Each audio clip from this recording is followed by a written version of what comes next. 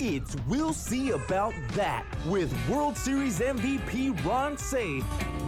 Hello, everyone, and welcome to We'll See About That. Ron Cey here with Mike Gary. And for those of you who did not join us last week, I am going to be the one who lets you know that this shiner that I have is still compliments of my grandson. Things got a little rough when we were roughhousing around and caught an errant elbow, and I'm quite sure that there are many parents and grandparents out there who have experienced the same thing, but that's what it is, so just wanted to get that out of the way. So it wasn't because you bet the over at the Superbowl? And No, you had a problem with actually, that? he was on my side with this. Very glad to know that he was a Seahawk as I was, and I want to say congratulations to the Seattle Seahawks. What a great victory, dominant victory. The Space Needle lit up with fireworks afterwards. Really cool. I remember going to the World's Fair when I was 14 years old. It was held in Seattle, so that was a nice reminder. Great parade. Good for Sam Darnold. MVP went to Kenneth Walker. Great effort by the defense. Very pleased. What'd you think of the halftime show? I thought it was great. Me too. I thought Bad Bunny was terrific, and for those who are naysayers, tough luck. Shout out to Villa's Tacos, which was featured in the halftime show, which is right down the street. They make great tacos. Yeah. And if you've been watching the Winter Olympics, you've probably heard that Lindsey Vonn suffered a horrible accident. It's going to have 2 different surgeries on her. What a great career she's had. I would have to think that she doesn't get talked into skiing anymore. And, of course, Michaela Schifrin has had a tough winter Olympics as well. She's probably the best overall skier in the world, and she hasn't been able to do anything other than, I think, just one medal. So there are other they've been spectacular. The Ilya Malinin. I'm sorry, I don't know if I can pronounce the name, but he's the guy who does the free skating, the ice skating, the figure skating. Figure skating, and he does the backflips. Unbelievable. Never seen that before in Olympic competition, and absolutely mesmerizing. Yeah, absolutely. So kudos to the Americans. Beautiful setting in Italy. I hope you're enjoying it. If you're not, tune in. It's really spectacular. And we're going to be introducing our guest for the show, Roy Firestone. He and I go back 40-some years, maybe 50-some years. We've got a lot to talk about. Really looking forward to reminiscing over old times when we return with We'll See About That. Stay with us.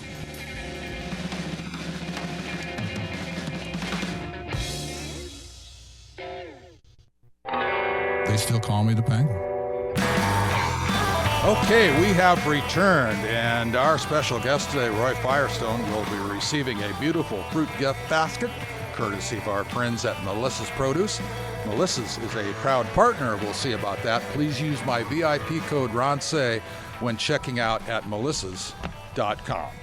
All right, I want to give a little bit of an introduction to Roy. As I said, 40, 50 years ago, we first met, I do believe. Yes, he is a 7-time Emmy Award winner, 7-time Cable Ace Award winner for his work in sports broadcasting. He has done work with Anheuser-Busch, Chevron, Nike, Whirlpool, Toyota. He was also, and I want to hear the story behind this, the bat boy when he was a youngster with the Baltimore Orioles. Yep. And Roy, welcome to the show. We'll Thanks, talk about Penguin. all the I other still awards. call you Penguin. I'm sure you're sick to death of hearing that over the month. No, actually, I get that. People have asked me, what did you think of the nickname Penguin? I said I loved it because, you know what, I was now in touch with the kids. They all called me Penguin. They didn't call me Ron. They didn't call me Say or Hey, who are you? It was the Penguin. My favorite line from Tommy was, we call him Penguin because he walks like a duck, which didn't make any sense to me. No, not at all. Yeah. But that Tommy didn't make a lot of sense in some cases. Tommy took credit for naming me the Penguin. He was actually the one who followed it up My baseball coach at Washington State University was the one who first gave me that when I was 18 years old. Wow. And then Tommy picked it up when I signed and started playing professionally. And yeah, I named him Penguin. Sure, I did. Of course. He takes credit for other things too, but no, So- we like that. We like. So tell me about what's going on in your life right now. Oh, and- great. and, Well, first of all, I'm thrilled. update me. I'm thrilled to be here. I've been doing shows all over the country. I do corporate shows. I'm a performer. You know that because I've done stuff for you guys in your foundation way back with Fleetwood Mac back in the '80s. Love those days. And I have done, literally 2,000 shows. I'm performing in Los Angeles. March 1st, if anyone wants to go, a place called Vibrato, which is Herb Alpert's club. I'm going to be doing a lot of music, a lot of impressions, and it's a 90-minute show. And there's a little graphic for us right there. Yeah, there you go. And if people are interested there, if you go right off the screen, you can see the place is called Vibrato. It's a jazz club. Herb Alpert owns it. And it's going to be me doing my thing. And I hope you can come with Fran. And I've been doing this for a long, long time. In fact, I was doing stand-up before I was a sportscaster. And people don't know that either. And I was also an impressionist before I was a sportscaster too. And my Muhammad Ali stories, I'm Cosell. waiting to hear that. Because Well, we got a great closer for you tonight about Muhammad Ali. One of the best stories ever. But let's fire away. Let's talk about. Since you mentioned stand-up comedy, I have to go there because everybody's had their moment. Yep. Right. Oh yeah. Do you have a memory of when you bombed one night? Oh, there were many, many nights. Which one would you like? The one that you remember the best. I played a place. This is a true story now. Well, it's sort of a kind of a convoluted story, but I played a place called Catch a Rising Star in New York at 3 a.m. Oh my God. 3 a.m. Literally no one is in the theater. No one is in the room. I'm performing by myself, okay? And there's a mirror in the back, and it's so late, I could swear that I got up and left. In the mirror. That's how small that room was. It was my early days. But everybody talks about if they know my story about impressionists.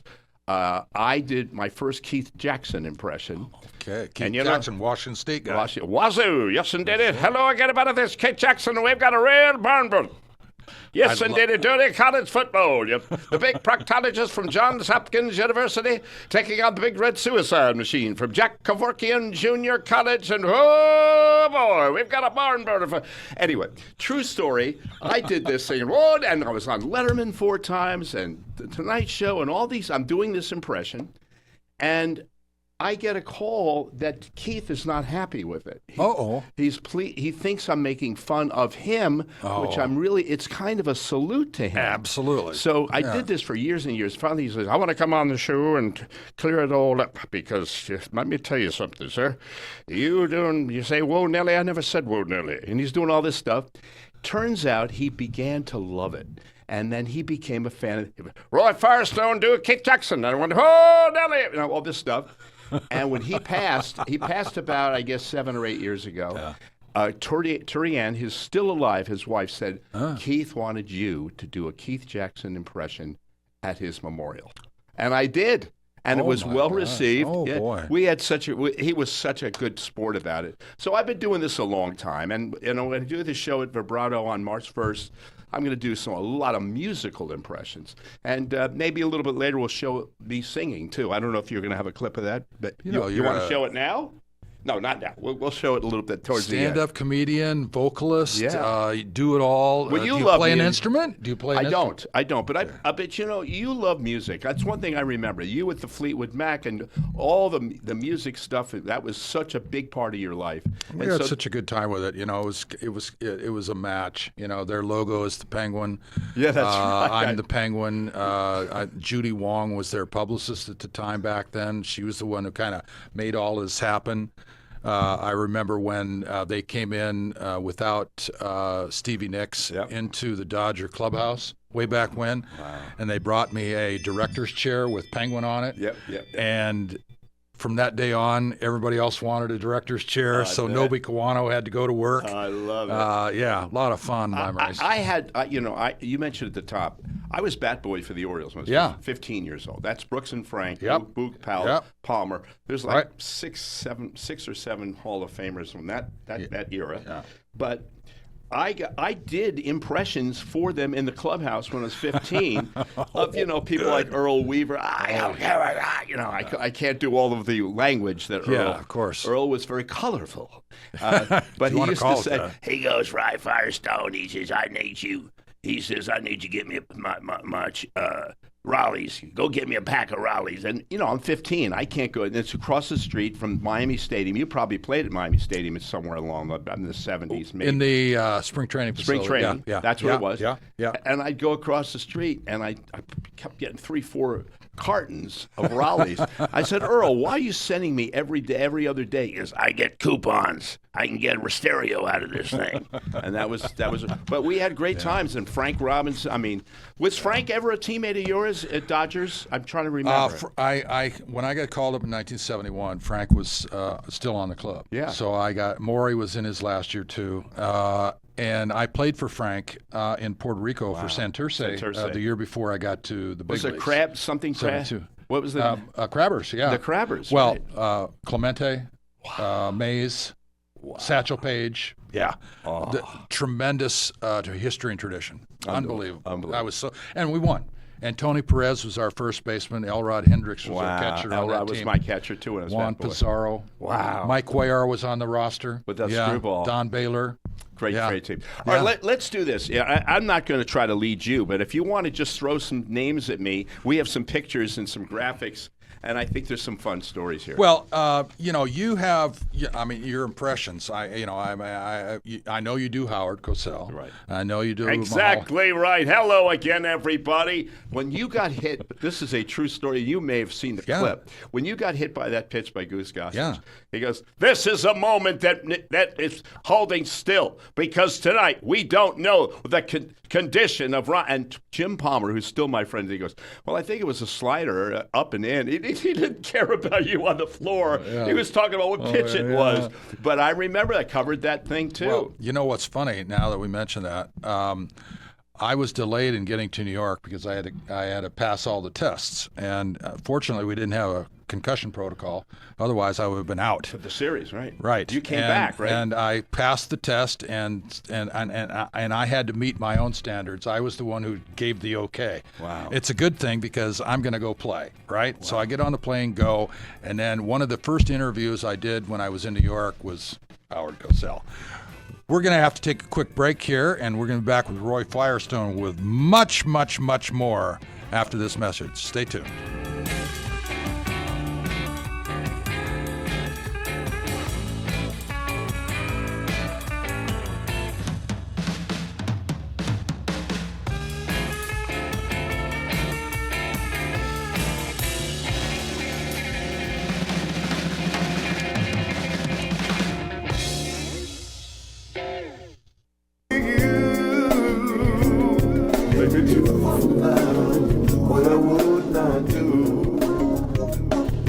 I thought Another Voice was all about, finding Roy's voice and for Roy. It's a very special voice. It's a very unique, it's a very personal sound that he has.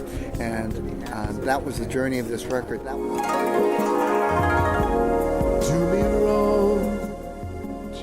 Okay, that sounds like Roy Firestone. Take it away, Roy. Yeah, well, I'm performing March 1st at Vibrato, but I'm going to be doing a lot of music. People know me as impressionist, and as well as sportscaster, of course. But I'm going to do a lot of impressions, but a lot of music. And we have a full orchestra up on the stage. It's going to be a lot of fun, and again, I hope you can go. But I'm going to also tell some stories, and I want you to feed me some of your names that I might be able to tell the folks about when I was doing this for 5,000 shows at ESPN. Wilt Chamberlain. First day, come out of a restaurant in Santa Monica, California, 1976, and he's in a white Rolls Royce. Look at the size of this dude. And he's dressed in a silver and purple silk jumpsuit with a burgundy beret. He's got a lemon-lime feather coming out of a hat. He's got 2 Dalmatian dogs the size of horses behind him. Yeah. And I said, Wilt, I've always wanted to have you on. He's dressed. I mean, he's wearing silver and purple, and he says, well, Roy, I'll be happy to do it, but right now you have to understand, I'm trying to keep a low profile. What's a low profile? There's no low profile for that. But look at that picture. That's great. Yeah. All right, let's go. We'll do some other ones here. Charles Barkley. I had Olajuwon and Charles Barkley together in Houston, and I said, gentlemen, do you believe you're going to heaven? And Olajuwon, very serious. Well, I believe in my service to God is good, but in gifts to the community at large, I will go to heaven. Thank you. I said, how about you, Charles? Are you going to heaven? He goes, I don't know, but it's definitely going to be a close vote. That's funny. That is funny. You probably have run into Charles, or I know you've run into Wilt. I remember you were in Superstars with Wilt, and or you had a challenge from Wilt, and you challenged him to a free throw contest.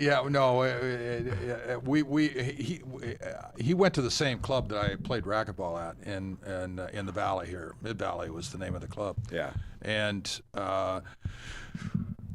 He was such a great athlete, and in many sports, volleyball, track and field, and he also told me that athlete. If he did not play professional basketball, he would have been a professional bowler. He said, I got more professional bowling trophies than I do anything else. That's wild. And so we were talking one day, and he says, you were a great athlete too. You did all these things in all these other sports. Let's pick some sports and have a decathlon. Find some way to keep score. And so I'd been thinking about it, and he'd been thinking about it. And I walked in one day when he was pumping weights, and he says, "Hey, you thought any more about what I had to say?" And I said, "Yeah." And I said, "Let's do it." I said, "Since you had the idea, you pick the first sport, random sport, right?" So he goes, he says, bowling. Bowling. Yeah, and I knew it was coming. I knew it was coming. He says, all right, so now it's your pick. And of course, we had a following in the weight room, because when they saw us talking, they'd kind of want to come over and chat with us and be a part of what was going on. So we had 4 or 5 guys around at this time. So now it's my turn to make my first selection. And I picked free throw shooting. Because he was notoriously bad as a free. That's his only weakness. What happened is that I can't tell you exactly what he said, but he got up out of the chair and he walked about 3 steps in the other direction, stopped, turned around, and said, in so many words, we're not having a decathlon anymore. Mr. Penguin. I loved him. And everybody else is on the floor laughing. But, yeah, you had to understand what he may have said because it was hilarious. But, I had a great time with Will. I want to talk about Jerry Maguire. This was a complete shock that I was even in this movie, but there we are. You can see this picture. It's Tom Cruise, me, Cuba Gooding Jr., and that's the director Cameron Crowe. He did Fast Times at Ridgemont High, and he did Almost Famous, all those other movies. So I had no idea I was even going to make the final cut. I never do. I'm an extra. But they do this scene, and you all may have seen the scene where I give him the money at the end. He makes the big contract. By the way, Cuba Gooding Jr. was not their first choice, and you know who was? You're going to be shocked by this. Dennis Rodman was supposed to play. Yes, and he turned them down. He turned them down. I think that worked out in the end. Yeah, it did. It really did. So Thank God. I go in there, and I'm doing this thing, and they say, just wing this interview that you're doing with Rod Tidwell, Cuba Gooding Jr. So I'm thinking up stuff like your brother lost a leg in a tragic bass fishing accident. Making all this, and he's starting to crack up. We did 2 takes, but the second take, he comes to at the end of the scene. If you saw the scene, he goes across the table to hug me, having gotten the big new contract, and I'm not ready for it. And my chair, like this chair, it's on rollers, and I'm rolling backwards, and I'm almost ready to fall off the set. The grips had to call it, but they used it. So okay, we go forward. I don't know if you have another picture with Cuba, or do we have the other one? I'll set it up for you. A year later, I'm in Liverpool, England, and I'm at a reception, and I get a tap on my shoulder, and I turn around, and it's Paul McCartney. There he is. This is 1999. He goes, "I've seen you. Where do I know you from?" I said, well, I don't think you know me. I know who you, Mr. McGuire. He goes, no, you look very familiar. And I said, well, and then finally the woman who was with him, his publicist, said, he means the movie because his music was in the movie. I went, oh, you mean the movie? He goes, that's right. You're Jerry Maguire. And I said, well, I'm not Jerry Maguire. He goes, you were in Jerry. I said, that's right, Paul. He goes, you're the guy who makes him cry. And I said, well, in a way, yeah. He goes, what's your name? I said, my name's Roy. He goes, don't make me cry, Roy. And that became that was my penguin. That became my catchphrase. Wow. Don't make me cry, Roy. So I got a chance to be in an Academy Award-winning movie. Oh, wow. And it was so much fun. And when I first got introduced, Tom Cruise answered the door literally. It's Sony. And he said, have you been with Cuba yet? And I thought, have I been to Cuba yet? That's what I heard. So I said, well, I grew up in Miami. There's Tom Cruise. And he goes, what do you mean? I said, Cuba. He goes, no, the actor, he was not a big star yet. So I'd never heard of the guy. And I'm doing a scene, and it became historic. For me, it was the biggest thing that I ever did. I did Everybody Loves Raymond. I did The Simpsons. I did a lot of shows. But that was the big thing. Everyone, to this day, gas stations, banks, airports, you're not going to make me cry, Roy. That's all they ever say. That's great. Yeah. It's funny how these little things stick with you. I used to have that same kind of thing at times. Yep. Especially, kind of driving home after the game. Oh, yeah. And I'd have a car that would pull up and honk and wave at me, and it's like, is my door open? I said, oh, yes, now I get it. That was in the early beginnings of it. Wow. But, yeah, it's You got to go with it. Whatever happens in your life, and if it's fun and it's not offensive to anybody, just go with it and enjoy it. There are a lot of people, I don't answer to that anymore. Some people say, I don't like that nickname. But, you've always been good with it. You've always understood this was your name and this was your reputation, and you're such a great player. Thank you. You're entertainers. Yep. We are entertainers. You're an entertainer of a different kind. You have a fan base. Let me say this too, because you won't. Ron Say has the best statistics offensively for any Dodger of that era on that team, and that includes Steve Garvey, that includes Reggie Smith, that includes all those great players, also an MVP. And I'll say one more thing. They have this thing called WAR, wins above replacement. You have about 54 or 55, maybe a little higher than that. And if you get to 60, that is considered Hall of Fame credentials. I think you're borderline, maybe even better than borderline Hall of Fame. I did not consider myself to be a Hall of Famer back then because we had some things that were kind of identified as 500 home runs, 3,000 hits, batting 300 wins for a pitcher. Not necessary. Lifetime batting average. Not necessary anymore. No, and I'm not going to say that the WAR is the end all statistic that But it tells you a lot. It tells you more than you. It is supposed to be the most complete analysis of a player's contribution, and so. I don't think there's going to be an executive committee that's going to go back and review. There are people in there that don't have my credentials. That's for sure. And there are some people that have better credentials than I that aren't in there. So right. It's a little of both. And we all already know that as far as, the standards of the Hall of Fame, they've already been broken because there are people in there who did cheat. And we know it. And we you know just what? I'm can't going to name say it. something else, and I hope this doesn't put anybody uncomfortable. Yeah. Beltran just got into the Hall of Fame. Yeah. And he cheated too, but not with drugs. He cheated with the World Series manipulation and the buzzers and things like that. And I think that if you're going to, this is not a Pete Rose conversation, but if you're going to say he can't go in because he cheated the game, well, in all fairness, Beltran did too. I mean, as well as other players. But I still think now that Pete Rose will probably, long after he's gone, he's probably going to get in at some point. Well,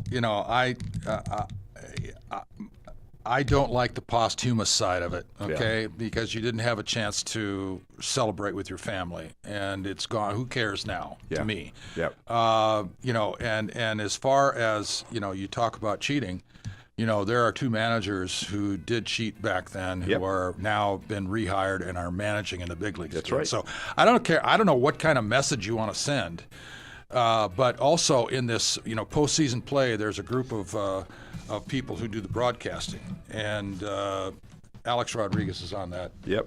Yeah. And I Fox don't know. hired him too, Right. and ESPN hired him too, so I guess it didn't bother them too much. All right, we'll be back with Roy Firestone and much more right after this.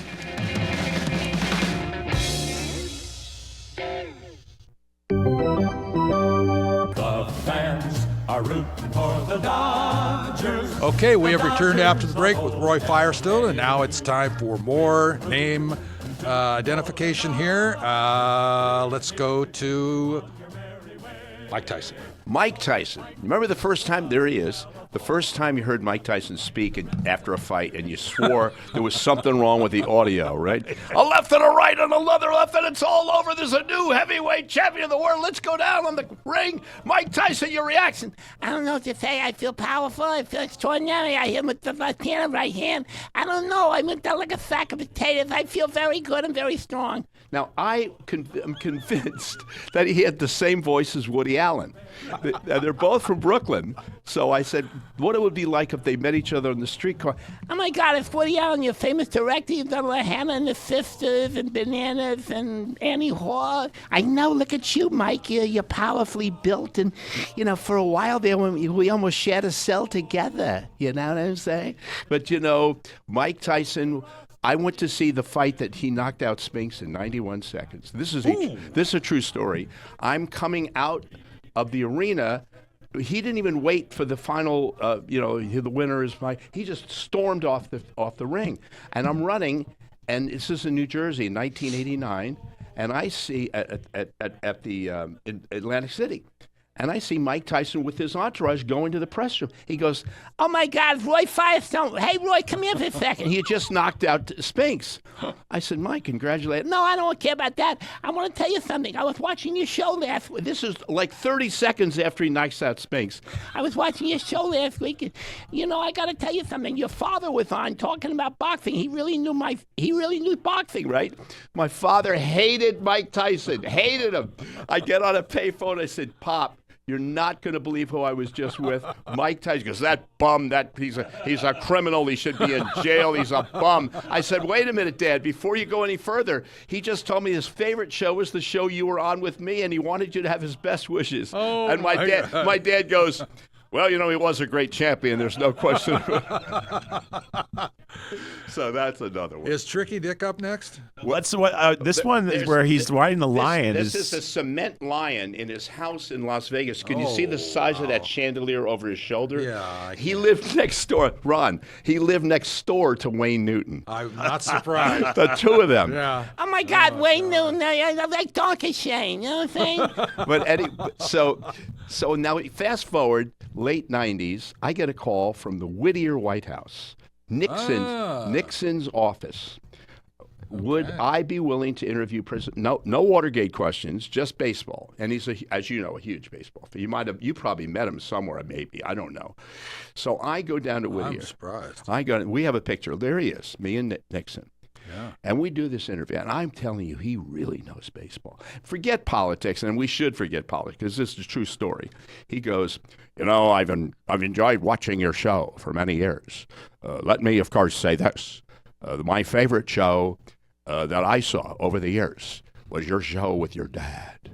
He says that's my favorite show. My father hated Richard Nixon.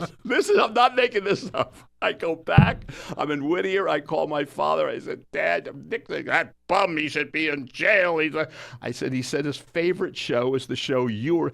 He goes, well, he did a lot of good things. China, Russia. He was a pretty good president. You have to admit that. My father, all you needed to do was give him a compliment, But, Wow. I look at the 5,000 people I've interviewed over the years, and I'm 5,000? 5,000. I mean, you probably played with 5,000 players, And I look at, and I said, you know what it was? It was the people. It was the fun of being around people. Some of them famous, some of them infamous, some of them troubled, some of them. But it was such a great education for me to learn and have all the fun that I did over those years. Yeah. Well, who's next up on this? We have Mr. Elton John. Elton John. Now, John. you this is right up your alley.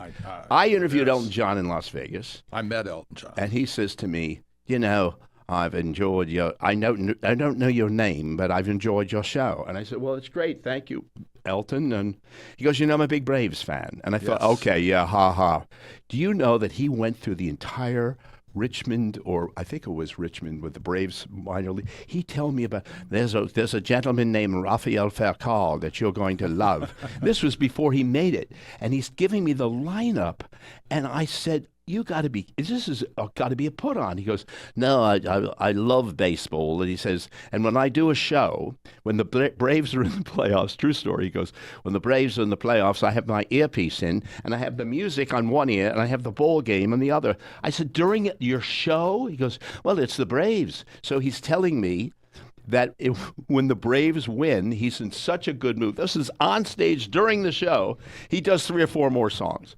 But if they lose, he cuts the show off right there. And Bobby Cox told me he is a massive, Elton John is a massive Atlanta Braves fan and knew a lot of other sports too. I first met him with a friend when he was performing at the Forum. Yep. And I got to go backstage. Actually, it was downstairs. Yep. And it was incredible. I met Lionel Richie was also in there. Wow. I had 20 minutes with him. I had a 20-minute conversation with Elton, and did he talk baseball at all? He told me that he was a big Braves fan. I know. And he had a mansion in Atlanta, and he was quite a fan. Yeah. And Bernie Taupin walked in and had also something. a Dodger fan. Yeah, and he walked in, and that's about it. It was just us down there. Unbelievable experience for me to be able to talk one-on-one with them. First concert that he did in Dodger Stadium when he had the sequence on and Billie Jean King came out and all that. I think that was 1974, 75, somewhere in there. Well, I got to see that. You were a Dodger at that point. Yeah, I got to see that. But that was my real first introduction. It's kind of hard not to be an Elton John fan, I don't know. I saw him perform in Las Vegas, and he plays, the piano backwards and stuff. I mean, unbelievable performer. Well, I still think, in terms of the versatility, the only one who comes closest to Elton John internationally to me, and similar in terms of songwriting, playing, and having all those hits, is Billy Joel. And Billy Joel is the Elton John of the U.S., I believe, and they're both still going. Incredible. I mean, I know they've both had health issues, but I mean, think about that career. One thing I was thinking about this the other day. You guys have a finite life, athletes. You're at 35, 38, 40. It's almost done. These guys. Tony Bennett was on stage at 95. I mean, and sounded with Lady Gaga. Hey, I'm so glad to be here. Radio City Music Hall. My leg. And he's doing all that stuff. Yeah. And he's 95. And he was in the throes of dementia, but he could still remember the lyrics because those were his music. Those were his songs. Well, I saw him do some special here, maybe a year or two ago, with Lady Gaga, and the fact that his voice was still there, because everybody's voice goes at some point in time. I've seen the Rolling Stones, and Mick Jagger can't get to those notes anymore, right? But he was able to. Tony Bennett was able to sing that. I'm going to do a Tony Bennett impression at the vibrato coming up March 1st. A little plug again. But I love how sometimes he's singing and sometimes I feel great. He'll just suddenly start talking in the middle of, I feel so great to be here in Los Angeles, California. He was so much energy and such a beloved singer. And I'm Sinatra, I'm sure you've met him. We were big. We had a lot of things to do with Frank, but I want to give you enough time to make sure that you get to Muhammad Ali. How much time do we have left? We have 4 minutes. I can do it. And we want to show this picture, the first one. This is the first time I interviewed Muhammad Ali.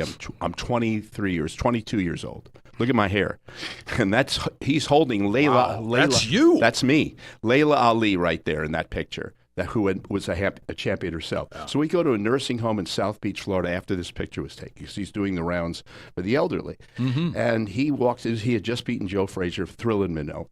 He comes out, I'm so great, I'm so fast, can't nobody whoop me. What is my name? And all these elderly people in their 90s and a few in 100 had no idea who this guy was, right? Oh. So he goes into another room. And he starts again. I'm fast, I'm pretty, can't nobody whoop me. I'm going to beat Joe Frazier. I'll beat Sonny Liston. I'm still fast and still great. What's my name? And there's an elderly black man in a wheelchair. He doesn't say anything. So he says again, come on, old man, what's my name? No reaction. So Ali, he's a little disappointed. He wanted to try to get a rise out of this old man. This man was 98, right? Mm. He starts walking out of the room, and I see it at the corner of my eye.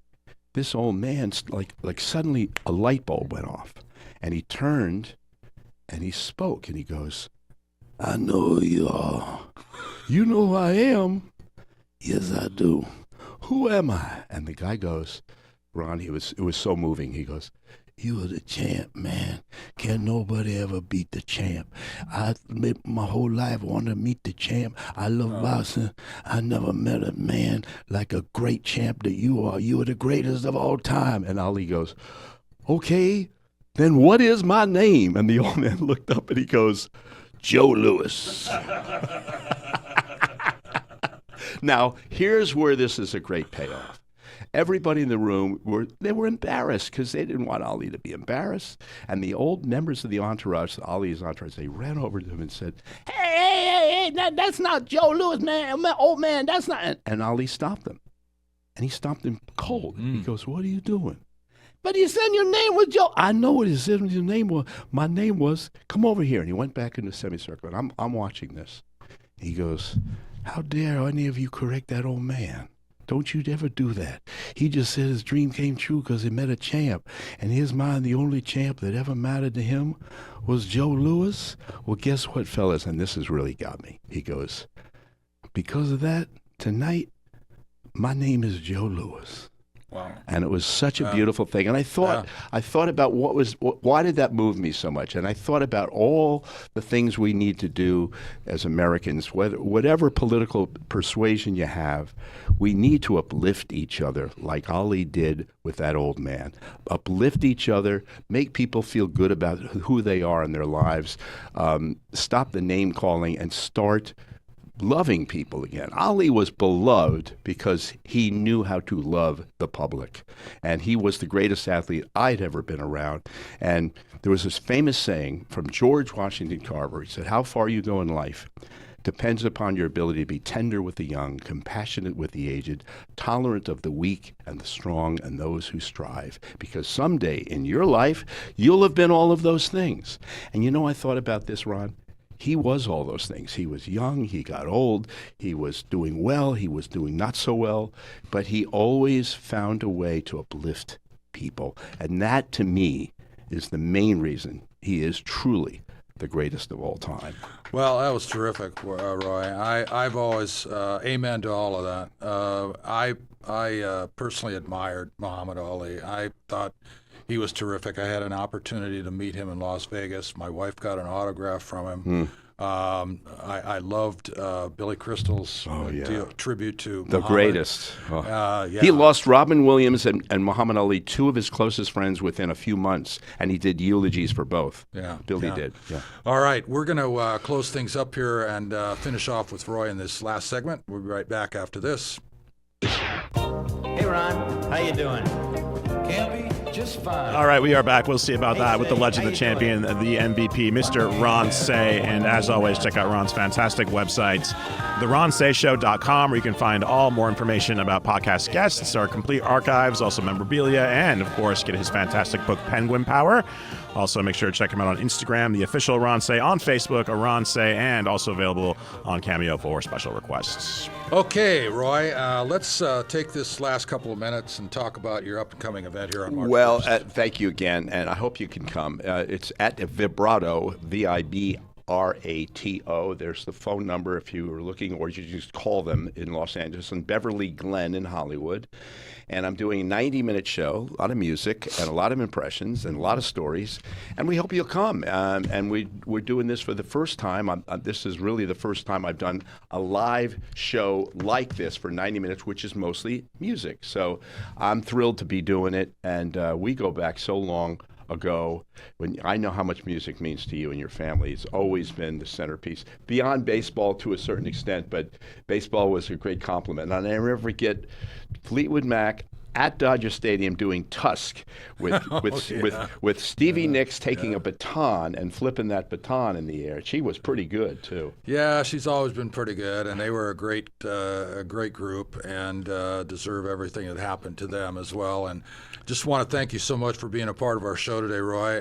Plenty of great stories. I'm sure that the listening and viewing audience probably had a great time with all of that, as I did. You're welcome back anytime. I love it. And I will keep you on the short list of people. We got so much to talk about, so many memories of the past. Oh, my goodness. So, and by the way, you won't say it again, but I will. You are one of the true Dodger legends. I don't know if they didn't retire your number, but you should be in the Dodger. You should be in the Dodger Hall of Fame. I don't know if you are yet of that. You're the most productive Dodger ever in your era on that ball club, and I love watching you play. And you're also in Chicago, later in Oakland. But you were a Dodger first and foremost, and it was a great, great time. Also, once again, make sure to check out Roy Firestone's fantastic show, One Man live show. It's going to be Sunday, March 1st, 7:30 p.m. at Vibrato Grill. You can check out more information at vibratogrilljazz.com. All right, you heard it from my new publicist, Roy Firestone. I want to thank you so much for being here. You guys have a great weekend, and we will see you next week on We'll See About That.